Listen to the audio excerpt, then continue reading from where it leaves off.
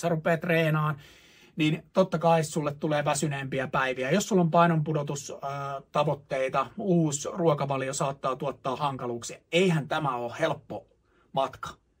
Mutta toivottavasti, niin kuin mitä mä asiakkaillekin aina sanon, niin me nähdään tämä loppuelämän projektina. Eli on aikaa harjoitella loppuelämä, hautaan asti näitä asioita.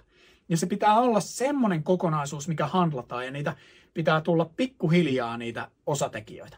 Mutta aika nopeasti me ruvetaan huomaan, että me ollaan virkeämpiä, me saatetaan nukkua paremmin, ja se paino alkaa putoa. Jollain se painon putoaminen on vähän hitaampaa, jollain saattaa pudota ensimmäisen 2 viikon aikana 2 kiloa painoa. Mutta kyllä niitä tuloksia rupeaa tosi nopeasti näkemään. Miesyrittäjä.